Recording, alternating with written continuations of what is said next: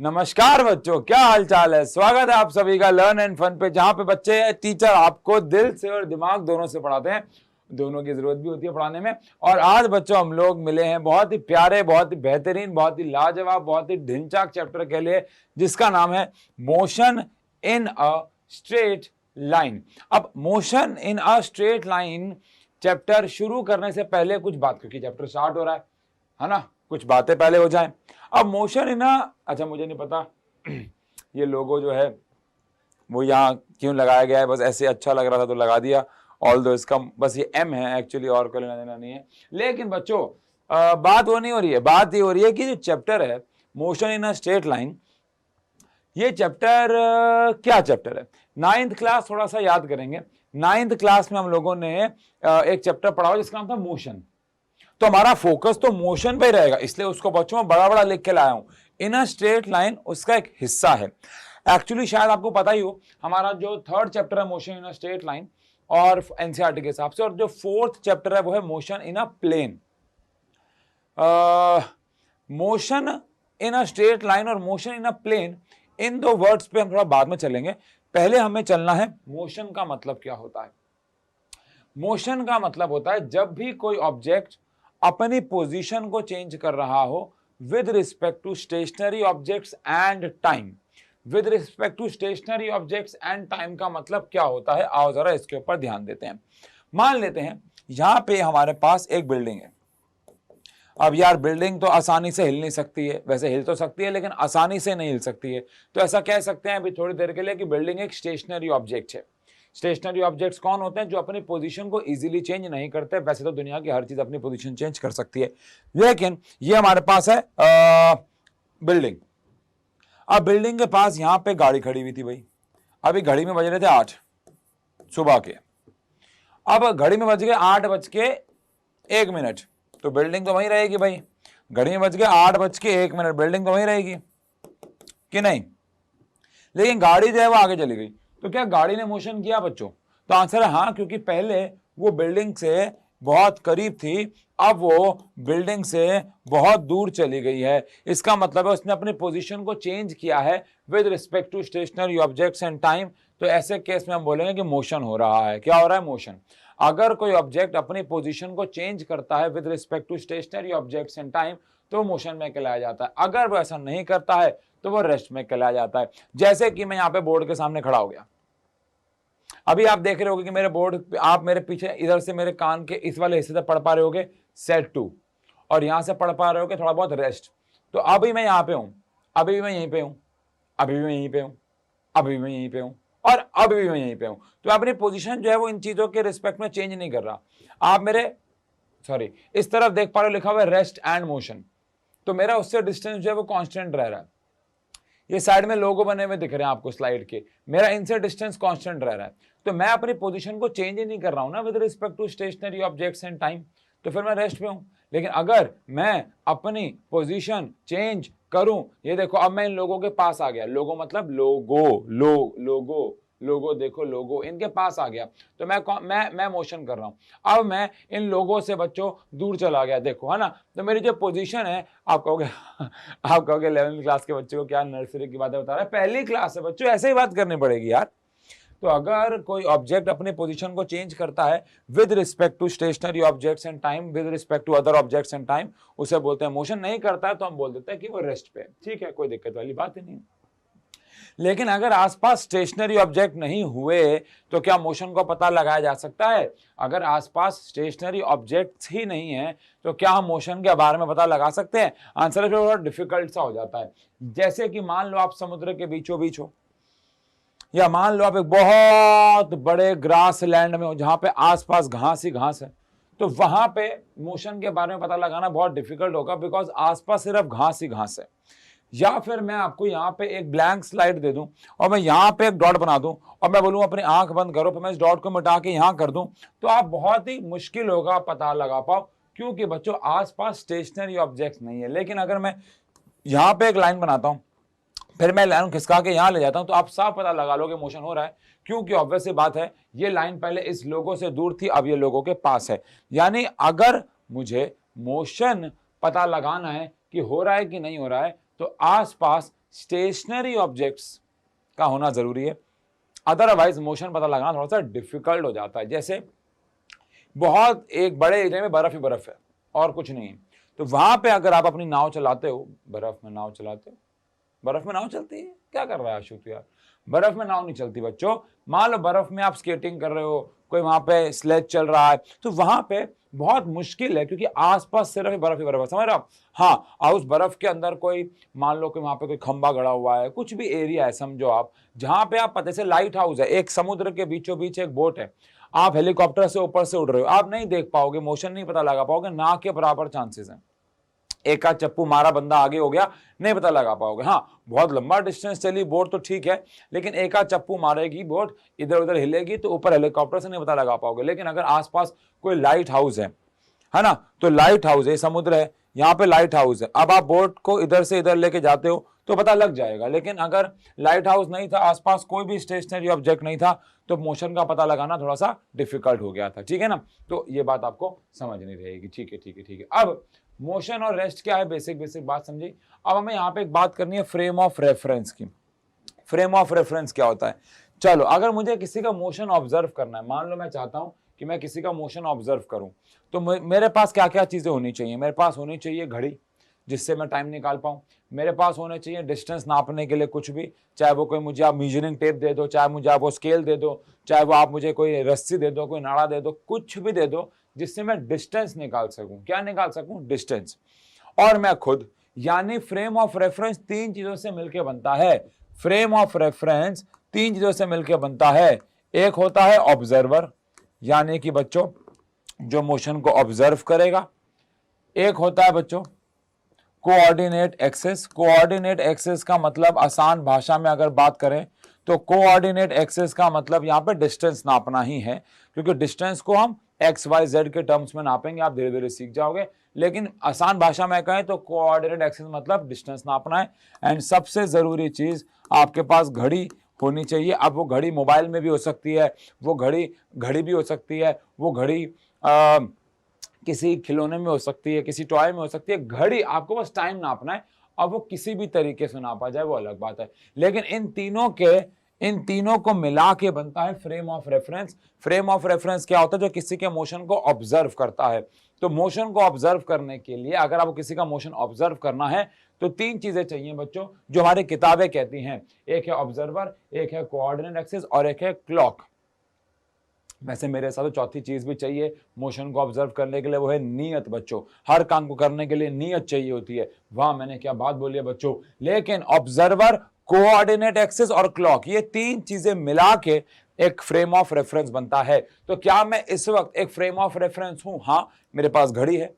तो क्या मैं रोड पे जाते हुए किसी गाड़ी का, किसी अंकल का, किसी जानवर की, किसी इंसान के मोशन को ऑब्जर्व कर सकता हूं? उसकी स्पीड, उसकी वेलोसिटी, उसका डिस्प्लेसमेंट निकाल सकता हूं? आंसर इज यस, बिल्कुल निकाल सकते हैं। क्यों नहीं निकाल सकते? निकाल सकते हैं। कैसे? मैं एक अंकल जी को एक इनिशियल पॉइंट पे ऑब्जर्व कर लूंगा, लेट से ए। जब वो चलना शुरू होंगे तो मैं जैसे वो ए पॉइंट पे आएंगे मैं अपनी स्टॉप वॉच ऑन कर दूंगा, घड़ी ऑन कर दूंगा। घड़ी में स्टॉप वॉच नहीं तो ठीक है, सेकंड कहां से शुरू हुआ वहां से देख लूंगा। फिर अंकल ए पॉइंट से बी पॉइंट तक जाएंगे, मैं दो पॉइंट बना लूंगा पहले से, ए और बी। अंकल जाएंगे, मेरे पास टाइम आ गया, मैं टाइम नोट कर लिया। उसके बाद मैं डिस्टेंस निकाल लूंगा, बिकॉज मेरे पास क्या है, कोऑर्डिनेट एक्सिस है, यानी डिस्टेंस नापने के लिए कुछ है। डिस्टेंस आ गया, टाइम आ गया, स्पीड आ जाएगी, वेलोसिटी आ जाएगी, एक्सेलरेशन आ जाएगा, सब कुछ आ जाएगा बच्चों। तो क्या मैं एक फ्रेम ऑफ रेफरेंस हूं? हाँ। लेकिन अगर इन तीनों में से कुछ भी हमारे पास नहीं है तो हम एक फ्रेम ऑफ रेफरेंस नहीं कहलाए जाएंगे। समझ में आती है बात? और चौथी चीज मैंने बता दिया आपको, क्या होना बहुत जरूरी है, वो है नियत। वो सबसे इंपॉर्टेंट है बच्चों। इसके बाद फ्रेम ऑफ रेफरेंस, यानी किसी भी चीज को ऑब्जर्व करने के लिए आपके पास फ्रेम ऑफ रेफरेंस तो होना चाहिए। लेकिन फ्रेम ऑफ रेफरेंस दो प्रकार का होता है। एक होता है बच्चों इनर्शियल फ्रेम ऑफ रेफरेंस। इस फ्रेम ऑफ रेफरेंस में जो ऑब्जर्वर होता है, जो मोशन को ऑब्जर्व कर रहा होता है, वो या तो बच्चों रहता है रेस्ट पे, या वो भाग रहा होता है यूनिफॉर्म स्पीड पे, या किसी गाड़ी में बैठा होता है यूनिफॉर्म स्पीड की। दोबारा से, अगर मैं एक इनर्शियल फ्रेम ऑफ रेफरेंस बनाना चाहता हूं तो मेरी यानी ऑब्जर्वर की बात हो रही है, ये बात ध्यान रखिएगा।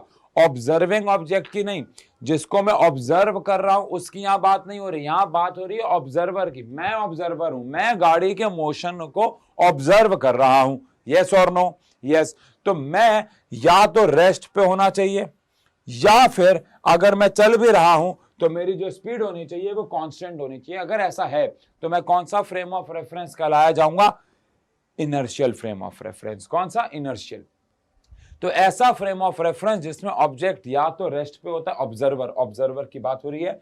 ऐसा फ्रेम ऑफ रेफरेंस जिसमें ऑब्जर्वर जो होता है वो या तो रेस्ट पे होता है या फिर वो कांस्टेंट स्पीड पे चल रहा होता है। अब मैं अपनी बैल्कनी में खड़े होके, बैल्कनी, बॉल्कनी, बालकनी, कुछ भी कह लो, मैं अपनी बैल्कनी में खड़ा होके एक अंकल का मोशन ऑब्जर्व कर रहा हूं। खड़ा होके मैं बालकनी में खड़ा होके अंकल का मोशन ऑब्जर्व कर रहा हूं, तो मैं कौन सा फ्रेम ऑफ रेफरेंस हो गया? इनर्शियल, क्योंकि मैं रेस्ट पे हूं। ठीक है, मैं गाड़ी में जा रहा हूं और मेरी गाड़ी की स्पीड 10 किलोमीटर पर आ रही है, चेंज नहीं हो रही है। अब मैं किसी और अंकल का मोशन ऑब्जर्व कर रहा हूं, तो ये कौन सा फ्रेम ऑफ रेफरेंस हो गया?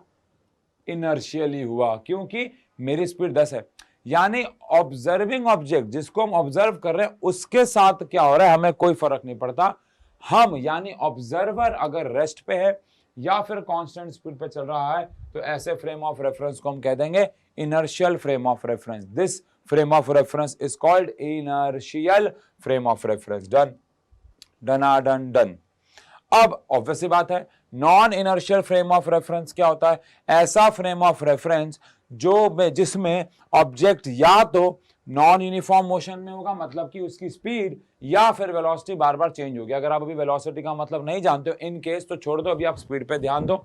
ऐसा मोशन, ऐसा फ्रेम ऑफ रेफरेंस जिसमें जो ऑब्जर्वर है वो बार बार अपनी स्पीड क्या कर रहा है? चेंज कर रहा है। इसका मतलब क्या हुआ? इसका मतलब ये हुआ कि मान लो मैं गाड़ी में बैठा हुआ हूं और उस गाड़ी से मैं दूसरी किसी गाड़ी या किसी ऑब्जेक्ट के मोशन को ऑब्जर्व कर रहा हूं और मेरी गाड़ी की स्पीड बार बार चेंज हो रही है, बार बार चेंज हो रही है। मैं कभी 10 किलोमीटर पर आवर पे हूं, मान लो मैं एक बाजार में हूं, मान लो मैं एक मार्केट में हूं, मान लो मैं एक रोड पे हूं, तो ऑब्वियसली बात है मैं कट मारूंगा, स्पीड ब्रेकर आएगा, लोग आएंगे, मुझे अपनी स्पीड बार बार चेंज करनी है और साथ ही साथ मैं दूसरे ऑब्जेक्ट की भी स्पीड चेंज कर रहा हूं और ऑब्जर्व कर रहा हूं। तो मैं एक कौन सा फ्रेम ऑफ रेफरेंस हो गया? Non inertial frame of reference हो गया। तो इनर्शियल फ्रेम ऑफ रेफरेंस कौन सा?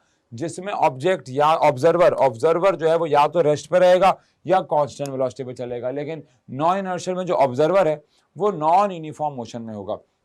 अब इतनी कॉमन सेंस आप सब में शायद होगी ही कि अगर हम लोग इनर्शियल फ्रेम ऑफ रेफरेंस में हैं तो बेहतर है, हमारा इनर्शियल फ्रेम ऑफ रेफरेंस में रहना बेहतर है। क्यों हमारा इनर्शियल फ्रेम ऑफ रेफरेंस में रहना बेहतर है? क्योंकि इनर्शियल फ्रेम ऑफ रेफरेंस के अंदर मोशन को ऑब्जर्व करना इजी रहेगा, बिकॉज आपकी वेलोसिटी, आपकी स्पीड कांस्टेंट रहेगी या फिर आप रेस्ट पे हो, तो आपको अपनी स्पीड पे फोकस नहीं करना, आपका फोकस सिर्फ और सिर्फ दूसरे की स्पीड पे होगा, क्योंकि आपकी तो कांस्टेंट है। लेकिन अगर आप non inertial frame of reference में हुए तो आपको अपनी स्पीड भी ऑब्जर्व करनी पड़ेगी, साथ साथ दूसरे की भी स्पीड को ऑब्जर्व करना होगा, क्योंकि दोनों की चेंज हो रही है। ये आपको और समझ में आएगा जब इस चैप्टर में हम रिलेटिव मोशन में जाएंगे। लेकिन अगर आपको दूसरे का मोशन ऑब्जर्व करना है बच्चों, और आपकी भी वेलोसिटी, आपकी भी स्पीड चेंज हो रही है, तो आपको अपना भी मोशन ऑब्जर्व करना होगा, साथ साथ दूसरे का भी मोशन जो है वो ऑब्जर्व करना रहेगा। Done done done done. ठीक है ठीक है ठीक है। अब यहां पे मैं एक नोट का पॉइंट लिख देता हूं। It is easy to observe motion using inertial frame of reference। अगर आप inertial frame of reference से पढ़ाई कर रहे हो तो आपका जो मोशन ऑब्जर्व करना है वो रिलेटिवली आसान हो जाएगा। मैंने आपको कारण थोड़ा थोड़ा दे दिया। अच्छा, अब यहां पे फ्रेम ऑफ रेफरेंस की बात की जाए तो अकॉर्डिंग टू सर एल्बर्ट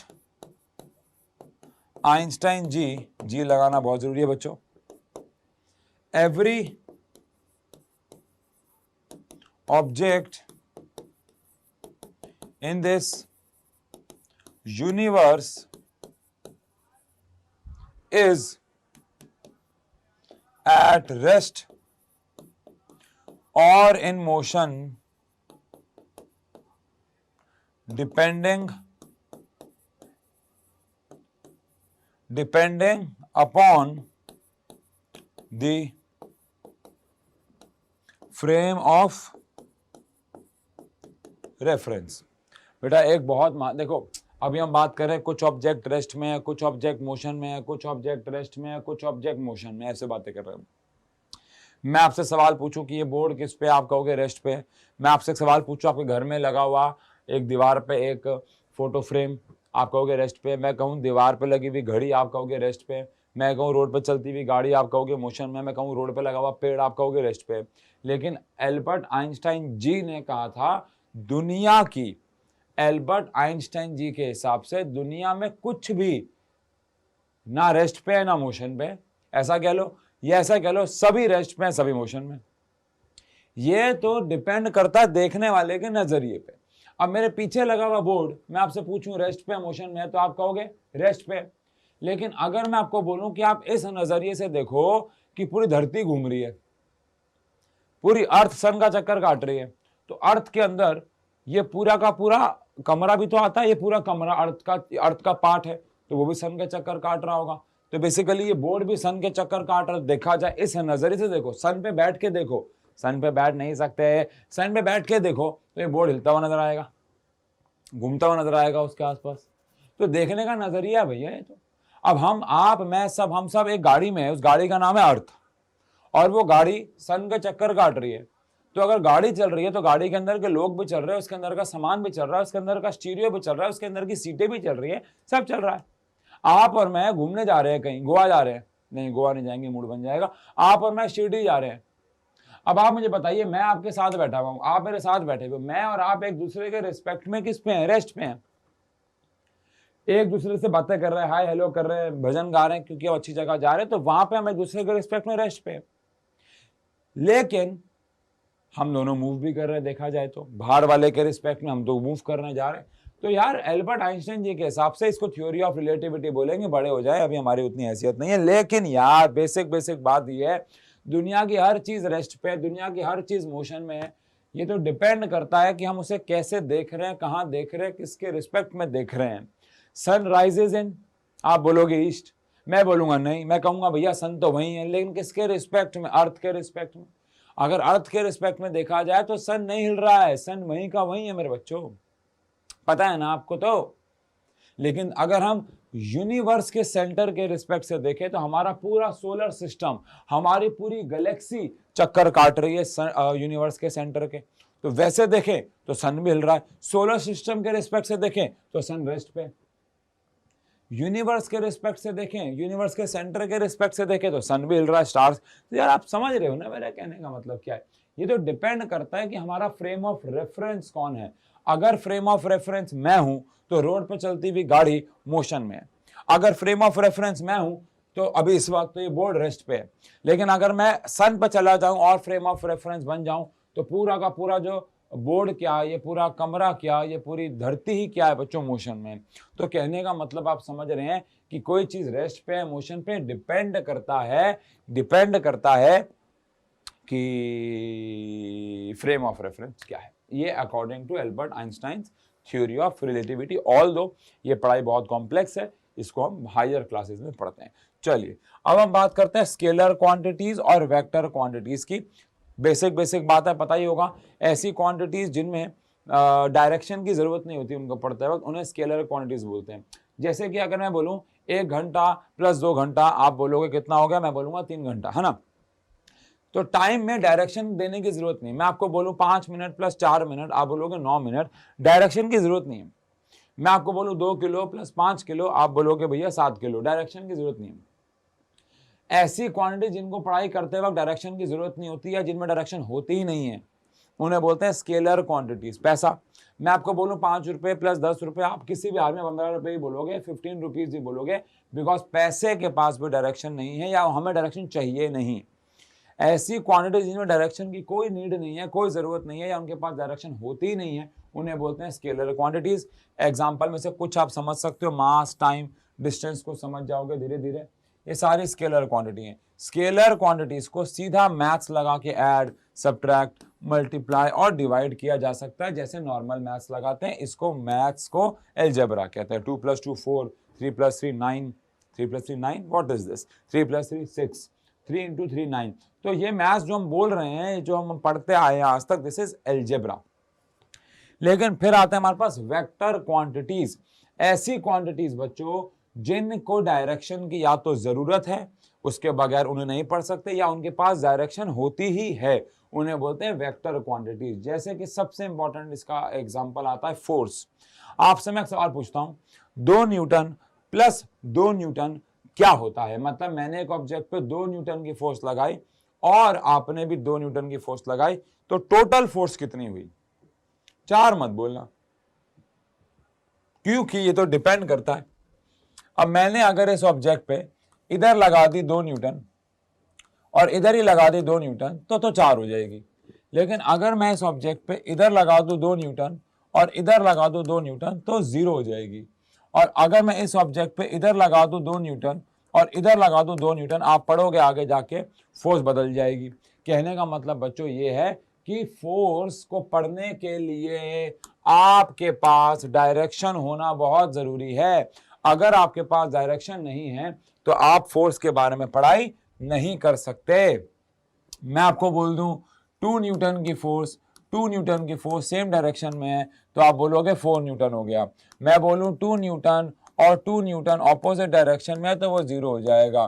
तो क्या ऐसा कहना ठीक है? लेकिन अगर मैं आपको बोलूं 2 न्यूटन की फोर्स है एक और एक 2 न्यूटन की फोर्स है, पता टोटल कितना हुआ? आप बोलोगे पता नहीं, डायरेक्शन तो पता ही नहीं है। तो ऐसी क्वांटिटीज जिनको पढ़ाई करने के लिए डायरेक्शन का होना बहुत जरूरी है, बिना डायरेक्शन उनको नहीं पढ़ा जा सकता, उन्हें हम लोग बोलते हैं वेक्टर क्वांटिटीज। अच्छा, अब कई क्वांटिटीज ऐसी होती है जिनके पास ऑलरेडी डायरेक्शन होती है, जैसे कि वेट। अगर आपको अपना वजन, आपको अपना वेट नापना है तो आपको वेइंग मशीन पैर के नीचे रखनी पड़ेगी। अगर आप खड़े हुए हो तो खड़े खड़े में आप अपने सर के ऊपर रख के, अपने कमर के साइड में रख के वजन नहीं नाप सकते, पैर के नीचे रखनी पड़ेगी, बिकॉज हमारे वेट की डायरेक्शन नीचे होती है। वेट एक फोर्स है वैसे देखा जाए तो ऐसी क्वांटिटी जिनके पास डायरेक्शन होना बहुत जरूरी है या उनको डायरेक्शन की जरूरत है, उसे हम बोलते हैं वेक्टर क्वांटिटीज। वेट के बारे में मैंने आपको बताया, फोर्स बताया, डिस्प्लेसमेंट और वेलोसिटी को धीरे धीरे जान जाओगे, इन्हें बोलते हैं वेक्टर।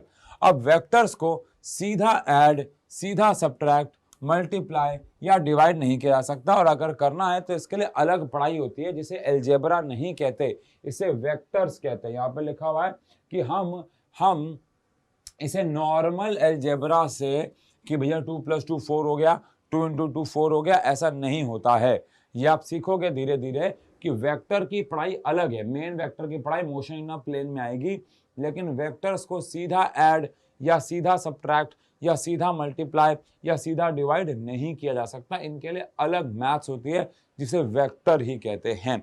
शायद आपको पता हो कि 12th क्लास में एक चैप्टर है वेक्टर्स। अभी तक फ्रॉम 1st to 10th आप जो एडिशन सब्ट्रैक्शन करते आए हो वो अलजेब्रिक है ना। लेकिन आपको हायर क्लासेस में जाना है और जहां पे आप नॉर्मल एडिशन सब्ट्रैक्शन से हट के 12th में जाना है, और हम आपको 11th में सिखाएंगे। उस मैथ्स को अलजेब्रा मैथ्स बोलते हैं, उसमें नॉर्मल एडिशन सब्ट्रैक्शन नहीं लगता। अच्छा, अब वेक्टर्स को एक छोटा टॉपिक है। वेक्टर के बारे में इस चैप्टर में ज्यादा नहीं पढ़ना है। वेक्टर्स के बारे में मेनली पढ़ाई मोशन इन अ प्लेन से शुरू होगी, लेकिन ठीक है, फिर भी वेक्टर्स को रिप्रेजेंट करने के लिए, जैसे फोर्स है, अब फोर्स को रिप्रेजेंट करने के लिए वेक्टर को हम ऊपर एक एरो बना देंगे। एरो क्या रिप्रेजेंट कर रहा है कि एक वेक्टर क्वांटिटी है, इसके पास डायरेक्शन है। जैसे वेट है तो W के ऊपर एरो बना देंगे। जैसे कि हमारे पास वेलोसिटी है, अभी आप जानते नहीं हो लेकिन वेलोसिटी भी एक वेक्टर क्वांटिटी होती है, तो हम V के ऊपर एरो बना देंगे, है ना। एरो क्या रिप्रेजेंट कर रहा है भाई कि ये क्वांटिटी जो हम बना रहे हैं वो कौन सी क्वांटिटीज हैं? वेक्टर क्वांटिटीज है ना।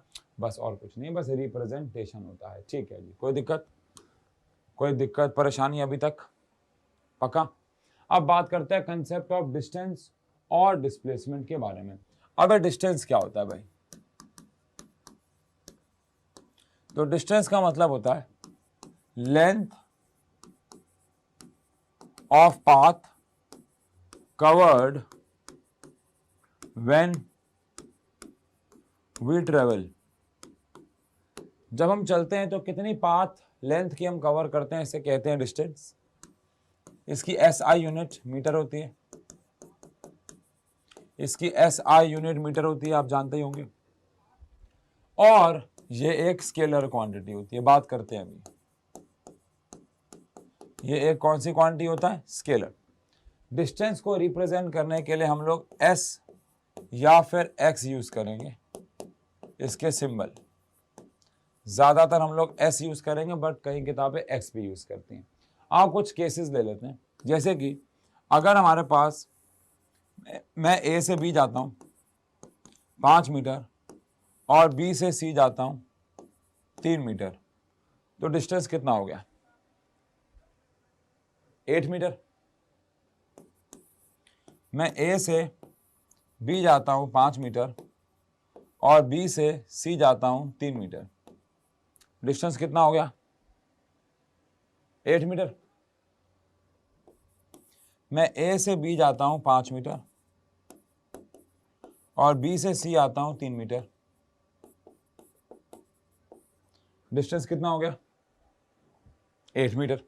क्योंकि लेंथ ऑफ पाथ कवर, हम कितनी लंबाई चल रहे हैं, लेंथ कितनी पाथ की कवर कर रहे हैं, इसे कहा जाता है डिस्टेंस। क्या कहा जाता है? डिस्टेंस। तो आप ऐसा कह सकते हो, in all the given cases, in all the given cases, distance is 5 plus 3 which is 8 metre. जितने भी केस आपको दे रखे हैं तीनों के तीनों, इन तीनों केसेस में जो डिस्टेंस है वो 5 + 3 8 मीटर है। अब आप मुझे बताओ, हम बार बार अपनी डायरेक्शन जो है वो चेंज कर रहे हैं, लेकिन डायरेक्शन चेंज करने पे हमारा जो डिस्टेंस है वो चेंज ही नहीं हो रहा है। हम पहले सीधे गए, फिर हम 90 डिग्री मुड़ गए, फिर हम वापस आ गए। हर एक केस में जो हमारा डिस्टेंस रह रहा है, हर एक केस में जो हमारा डिस्टेंस रह रहा है वो 8 मीटर रह रहा है। तो क्या ऐसा कह दे डायरेक्शन पे डिपेंड नहीं कर रहा है? क्या ऐसा कह दे कि ये डायरेक्शन पे डिपेंड नहीं कर रहा है? ये डायरेक्शन पे डिपेंड नहीं कर रहा है। बोलो यार, आप सीधा गए तो भी 8, आप ये तो लंबाई है ना। आप एक रस्सी ले लो, आप एक रस्सी की लंबाई को पहले 5 मीटर लो, फिर 3 मीटर लो। अब आप वो कहाँ ले रहे हो उससे क्या फर्क पड़ता है? 5 मीटर लेके 3 मीटर ऊपर ले लो, लंबाई तो 8 मीटर रहेगी ना मेरे बाबू। 5 मीटर आगे ले लो, 3 मीटर पीछे ले लो, नाड़ा तो 8 मीटर का ही रहेगा ना। तो लेंथ ही तो है वो, और length of path covered when we travel is called distance. तो ऐसा कहते हैं कि इसका मतलब हो गया हर केस में डिस्टेंस सेम है, तो hence distance is independent to direction. Distance जो है वो डायरेक्शन पे डिपेंड नहीं करता, इसीलिए हमने बोला कि ये कौन सी क्वांटिटी है? एक स्केलर क्वांटिटी है, क्योंकि ये डायरेक्शन पे डिपेंड नहीं करता। और अगर डायरेक्शन पे डिपेंड नहीं करेगा तो ये कौन सी क्वांटिटी हो जाएगा? Yes, scalar. लेकिन वहीं पे अगर हम बात करें डिस्प्लेसमेंट की, तो नर्सरी क्लास में पढ़ा था डिस्प्लेसमेंट के बारे में कि डिस्प्लेसमेंट होता है shortest distance between initial and final position. Initial और फाइनल पोजीशन के बीच में जो शॉर्टेस्ट डिस्टेंस होता है, सबसे छोटा डिस्टेंस होता है, उसको हम लोग डिस्प्लेसमेंट कह देते हैं। जैसे कि अगर मैं इस वाले केस की बात करूं, हरा रंग ले लें, पीला ले लेते हैं, तो ये हमारी स्टार्टिंग पोजीशन है और ये हमारी एंड की पोजीशन है। तो ये हमारा डिस्प्लेसमेंट हो गया, शॉर्टेस्ट डिस्टेंस। ये हमारी स्टार्टिंग पोजीशन है, ये हमारी एंड की पोजीशन है, ये हमारा डिस्प्लेसमेंट हो गया। ये हमारी स्टार्टिंग पोजीशन है, ये हमारी एंड की पोजीशन है, ये हमारा डिस्प्लेसमेंट हो गया। तो अब मुझे बताइए, हर एक केस में जो डिस्टेंस है वो तो सेम था, लेकिन जो डिस्प्लेसमेंट है वो सेम है या अलग है? तो आप देख सकते हो कि हर एक केस में डिस्प्लेसमेंट जो है वो अलग है। हर एक केस में डिस्प्लेसमेंट इज डिफरेंट, है ना। क्योंकि भैया जब आप डायरेक्शन चेंज करोगे तो इनिशियल और फाइनल पोजीशन के बीच में जो शॉर्टेस्ट डिस्टेंस होता है वो भी चेंज हो जाएगा। इनिशियल और फाइनल पोजीशन के बीच में जो शॉर्टेस्ट डिस्टेंस होता है वो भी चेंज हो जाएगा। तो भैया हम ऐसा कह सकते हैं कि it is direction dependent as with change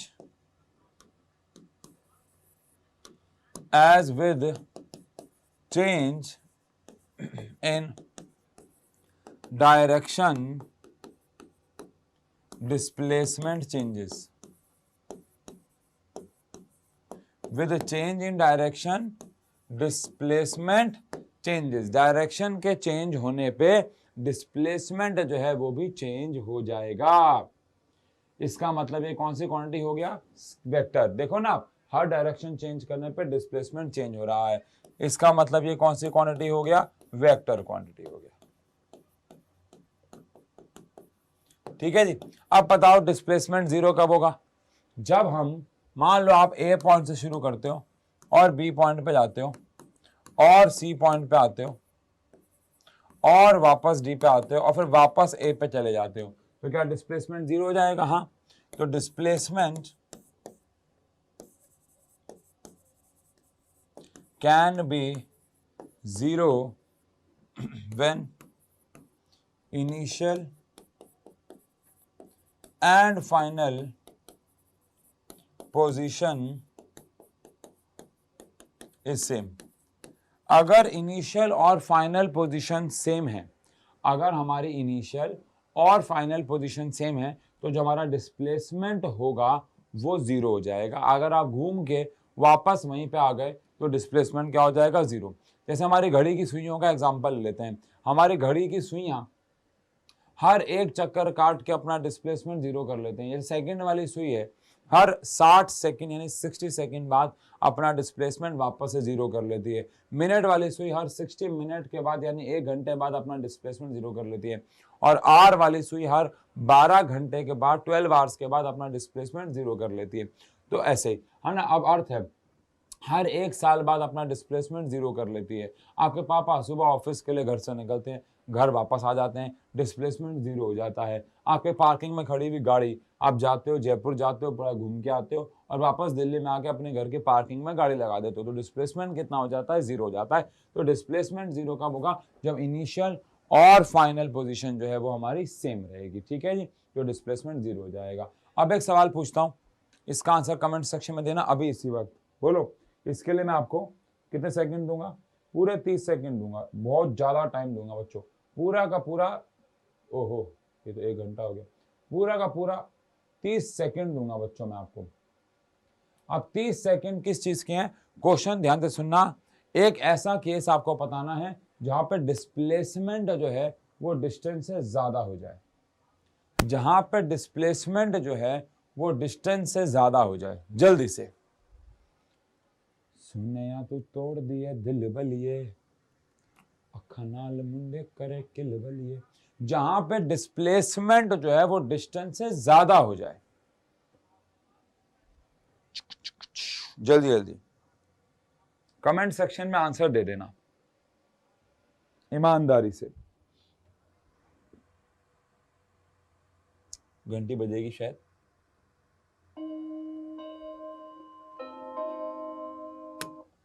चलिए भाई, आई होप आप सब बच्चों ने कमेंट सेक्शन पे आंसर दिया है कि भाई डिस्प्लेसमेंट जो होता है वो कभी भी डिस्टेंस से ज्यादा हो ही नहीं सकता। Displacement can't be greater than क्या बच्चों, डिस्टेंस। डिस्प्लेसमेंट डिस्टेंस से, हाँ ये दोनों बराबर हो सकते हैं। कब, जब आप स्ट्रेट लाइन में चलो, जो कि चैप्टर का नाम है। अगर आप स्ट्रेट, देखो ऐसे मोशन तो इस चैप्टर में होने ही नहीं वाले हैं क्योंकि हम स्ट्रेट लाइन में चलने वाले हैं। लेकिन अगर हम स्ट्रेट लाइन में नहीं चले तो डिस्टेंस हमेशा ज्यादा होगा। तो यहाँ पे हम एक पॉइंट लिख लेते हैं, चाहे कि बच्चों जो डिस्टेंस होता है वो हमेशा ज्यादा या बराबर हो सकता है किसके, डिस्प्लेसमेंट के। बराबर कब हो सकता है भाई, तो बराबर तब हो सकता है, बराबर तब हो सकता है जब डिस्प्लेसमेंट और डिस्टेंस यानी कि ऑब्जेक्ट स्ट्रेट लाइन में चल रहा है और वापस नहीं आ रहे हैं। ऑब्जेक्ट का मोशन स्ट्रेट लाइन में, ऑब्जेक्ट स्ट्रेट लाइन में चल रहा है, वापस नहीं आ रहा है।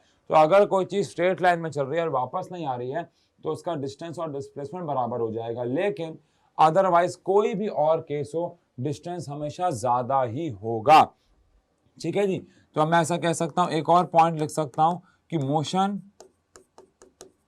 इन अ स्ट्रेट लाइन में, अगर मोशन एक स्ट्रेट लाइन मोशन है, अगर मोशन एक स्ट्रेट लाइन मोशन है तो जो डिस्टेंस है वो बराबर हो जाएगा किसके?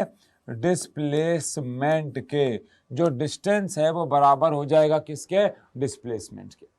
अगर motion in a straight line है विद नो बैकवर्ड मोशन, ये ऑब्वियस सी बात है।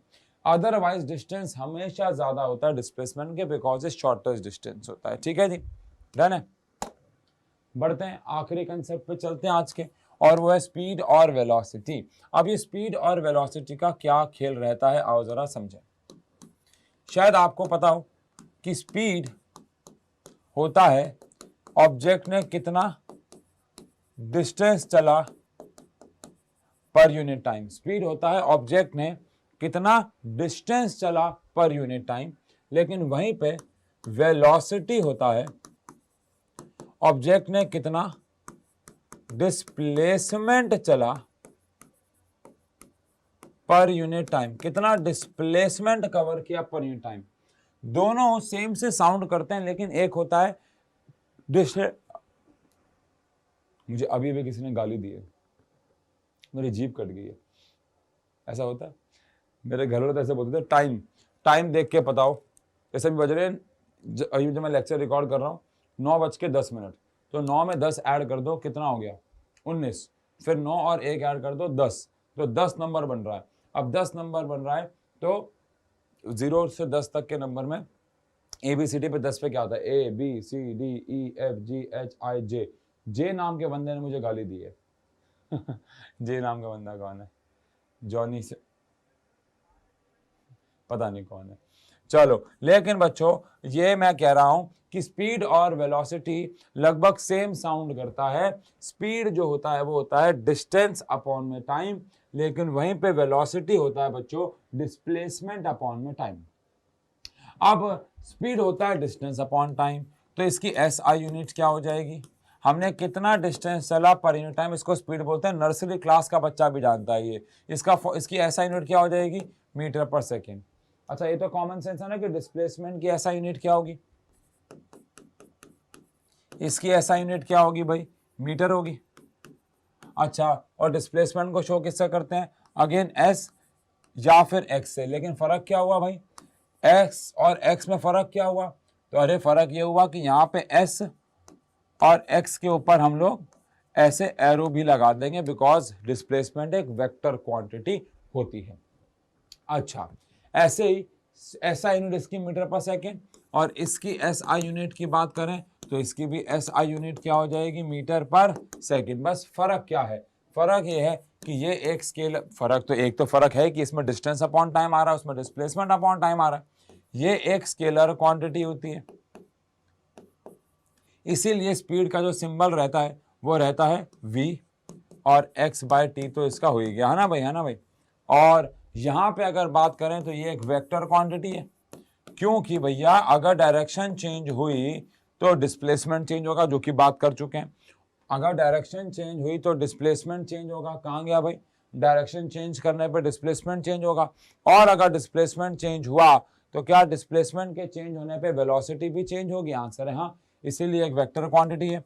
और इसको कैसे रिप्रेजेंट करते हैं वेक्टर क्वांटिटी को? डिस्प्लेसमेंट अपॉन में टाइम। इसको डेल्टा फॉर्म में भी रिप्रेजेंट करना सीखेंगे हम, लेकिन अभी हम नॉर्मल भाषा में बात कर रहे हैं। ये कौन सी क्वांटिटी है? वेक्टर क्वांटिटी है ना। अच्छा ठीक है यार, देखो कॉमन सेंस की बात है, डिस्प्लेसमेंट या चेंज इन डिस्प्लेसमेंट एक ही बात होती है। मैं यहां से वहां गया तो मैंने चेंज ही तो निकाला, टाइम या चेंज इन टाइम। मैं आपको बोलूं कि हमारी क्लास 1 घंटे की है, या मैं बोलूंगा हमारी क्लास 4 से 5 है, बात तो एक ही है। 1 घंटा और 4 से 5 एक ही बात होती है। और चेंज को हम डेल्टा से रिप्रेजेंट करते हैं। तो क्या मैं वेलोसिटी को delta x upon delta t भी लिख सकता हूं? आंसर हाँ। और ऐसे ही क्या मैं स्पीड को delta x upon delta t लिख सकता हूं? हाँ। डेल्टा मतलब होता है चेंज, है ना। तो हम चेंज की फॉर्म में ये बात कर सकते हैं, बिकॉज चेंज इन टाइम और time it's all same thing. हाँ, ये वेक्टर क्वांटिटी है और ये एक स्केलर क्वांटिटी है। अब मुझे बताइए हम अपनी डेली लाइफ में क्या ज़्यादा इस्तेमाल करते हैं, डिस्टेंस अपॉन टाइम यानी कि स्पीड या डिस्प्लेसमेंट अपॉन टाइम? तो आंसर ऑब्वियस बात है, हम ज़्यादा इस्तेमाल करते हैं डिस्टेंस अपॉन टाइम, क्योंकि डिस्प्लेसमेंट अपॉन टाइम बहुत कम। जब हम स्ट्रेट लाइन में चल रहे हो या मुझे हवाई जहाज से कहीं एक पॉइंट से दूसरे पॉइंट के बीच का स्ट्रेट लाइन का वो निकालना, तो वो डिस्प्लेसमेंट हो जाएगा। Otherwise in every case we use speed, but in मान लो समुद्र, इन हवा, इन एयर, इन सब केस में हम एग्जैक्टली स्ट्रेट लाइन में चल सकते हैं, तो वहाँ पर डिस्प्लेसमेंट की बात फिर भी की जा सकती है। बट ठीक है, स्पीड और वेलोसिटी दो अलग अलग चीज़ें हैं। ठीक है जी, तो बेसिक आज इंट्रोडक्शन रहा इस चैप्टर का। अगले लेक्चर में हम लोग थोड़ा सा डिटेल में जाएंगे, एवरेज स्पीड, एवरेज वेलोसिटी, उसके न्यूमेरिकल्स, और हो सकता है ग्राफिकल रिप्रेजेंटेशन के ऊपर काम करें, फिर इक्वेशंस ऑफ मोशन, डेरिवेशन, और फिर हम लोग बात करेंगे रिलेटिव मोशन की, जो कि इस चैप्टर का एक नया टॉपिक है। पहले 2 लेक्चर हो सकता है आपको लगे 9th क्लास चल रही है, जैसे आज लगी होगी, फ्रेम ऑफ रेफरेंस के अलावा बाकी सब तो पुराना ही था। फिर धीरे धीरे चीज़ें पुरानी नहीं चली जाएंगी। ठीक है जी, तो मिलते हैं अगले लेक्चर में मोशन इन स्ट्रेट लाइन के, जहाँ पे हम लोग बात करेंगे न्यूमेरिकल्स और ग्राफ के ऊपर। Thank you so much.